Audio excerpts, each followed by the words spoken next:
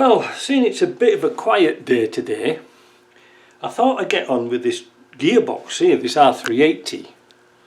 Now I'm not going to do it step by step, but I'm going to do some of the little problems you might find and a few solutions. And as you can see down here, this cover is turning out to be a bit of a problem, and I've just stopped this halfway, so I thought I'd film it.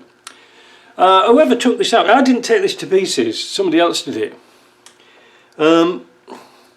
What's happened is somebody's broke the casting here and here. No big deal. I mean, the seal fits around the outside, you know, the seal seals on the outer edge, not on this face here, so it's not really bothered. But for aesthetics, it doesn't look all that good. So what I'm going to do is I've got a washer, and I'm going to try and build that up with some JB Weld. Now the thing about it is, it's cast iron, and it's sort of difficult to repair. And then if it's repaired, it needs some machining. But what I thought was, I'll put a washer in it with some tape, put some JB Weld on, build it up. So hopefully the tape won't stick to the JB Weld, but it'll stick to the metal. But you can see here, it's got precious little to go on. It's worth a go. It's just worth a go. And see what happens. Then I can buff it off and make it look nice. Now I'm just on the middle of doing that. Watch it. But this JB Weld takes ages to go off, and I cleaned it all up with the brake cleaner prior to doing this. But whilst I'm on at that, we've got this same old problem of these bearings. But hey, listen, I just had a thought. I asked the customer to see if he had a spare one, but he hasn't got back to me yet. But have a guess how much that is with tax. £285, I think it is. I don't think so. So we're going to try and repair it. Let's put that onto there like that.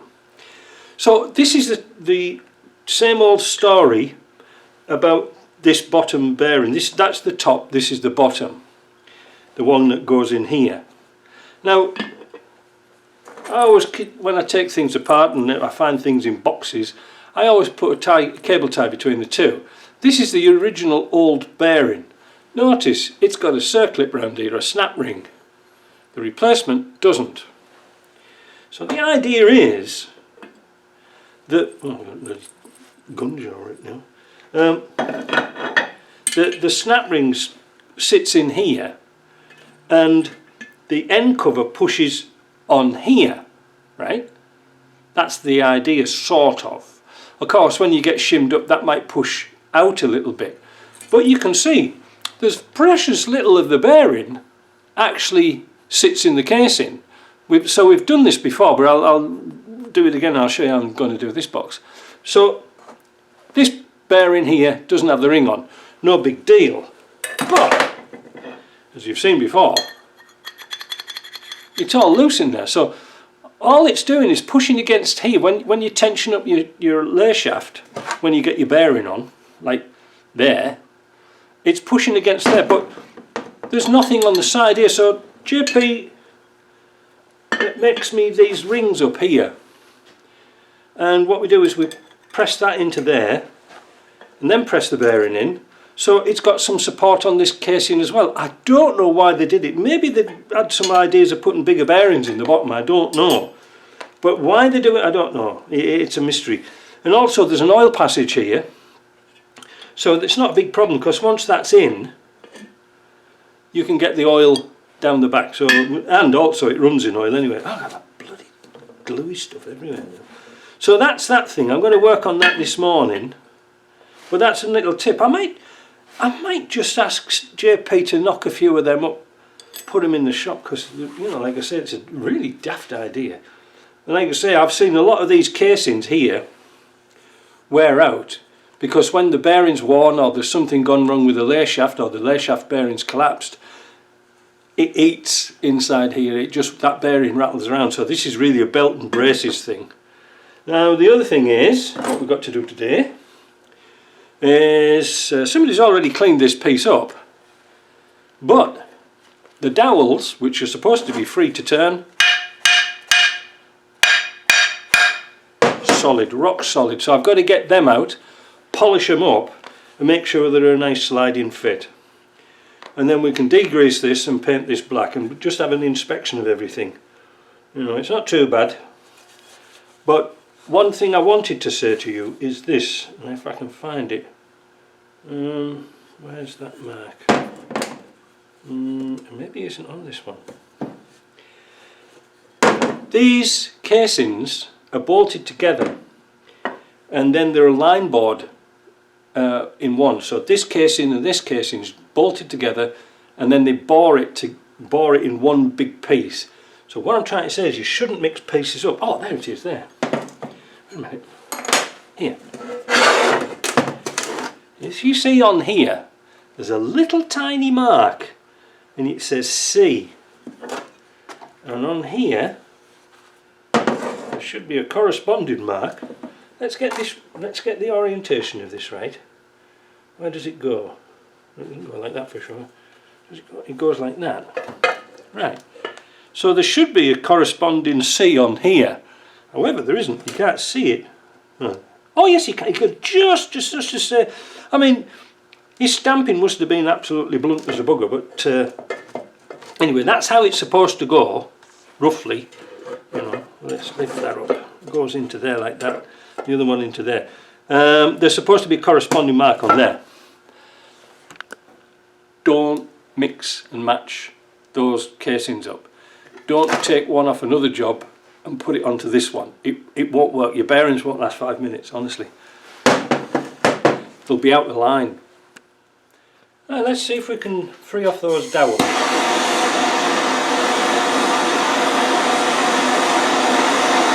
Try and expand it.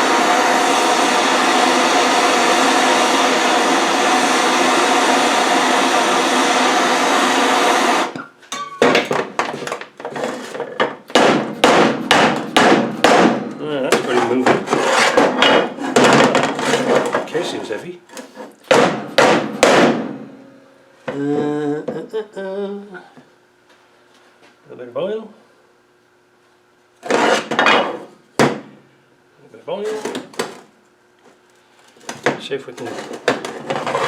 See, I don't want to use this hammer because I don't want to bruise over the top of the pin, the dowel, you know. So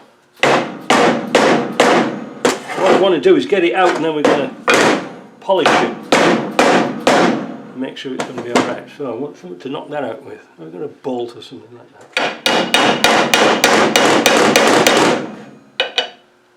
Tight.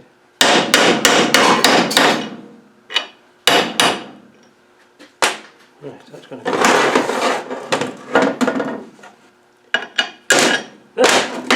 All I have to do now is do the other side.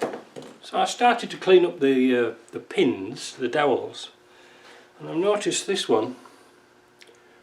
This box has been out before, you know, been stripped down and messed about with before, but you can see where it's burred over. I polished up the pins with a piece of fine emery, and in the hole here there was some sealer. So I got my Dremel with a very fine sander on it, and I just went like that. Just like that, nothing more. Just a little bit. And I polished up this pin. However, like I say, it's bruised over a little bit here. So I'm just going to take a file and buff that off a bit, because I've already done it with emery, but it's not enough. And I'll put it in the vise over here. I've got some soft jaws in there. And then we'll try and buff that, just that top piece off. Now that's a little bit coarse, is that paper, and then we'll finish it off with some fine. I know it's a mess about, but it doesn't have to make your job a lot easier when you put it back together again. So now we'll put a little hair of oil on that. Just a little bit. Yeah, you see it's still sticking there, look. That's how it should be. It shouldn't be slack. Oh boy, if you were over here. Right, so I put a bit of oil on this, and you can still see it's tight here. You know, that's not right, is it? But it's good there, but it's just tight here. It should go all the way through, because that goes into the other side of your gearbox, whichever, it goes into either this bit or your extension housing. So we've got to play with that a little bit more, and you can probably see where the mark is where the oil got to. So it's somewhere up here that's bruised. Let me keep playing with it. Right, that took a bit of doing, but that's how it should be. It is a little bit tight, but at least it's moving. I might just polish it up with a little bit more finer paper, but it's just that bit tight, but it's good. Now, a little bit wearing in, it's nice. You don't want it rattling, because this has got to keep those shafts in line. That's what I was saying about when they machine these casings. They're joined together, like with bolts and dowels, so that you know that they're going to be right. Now, I just sandblasted this here, and you can just to say see, can you? Just to say see a C on there, so it has been stamped, so this is the right casing. So all I've got to do now is clean out those bits. They're alright, that's alright. And that one, that's a bit grubby, so we'll just take the Dremel with the fine on it.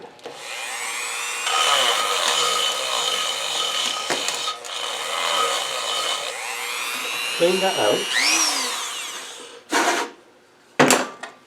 A little bit of oil on it. Which one's up the side? That side. It doesn't matter which way it is, but there, that's it. That's going to be a nice fit. That's down to the bottom now. So we're going to do the other pin now and make sure that one's going to be fine. And again, that one, oh, that'll go in that end, but it won't go in the other end, and it's tight. So we're going to do this one now. Right, I think I've got these right. I'm just going to put a bit of oil on them. I'll put one in here. Make sure that's down at the bottom. Yep. A little bit of oil on this one. Make sure that's down at the bottom. We're going to clean all these casings out before we paint them, because they've got grit and all sorts off that sandpaper now, but with a bit of luck. Perfect. Take your time, don't rush. Because if those pins are tight and you're going to try to assemble everything, you'll be hammering and banging and carrying on. That's how it should be. Alright, so that's just a little top tip. See you later. Ta-da.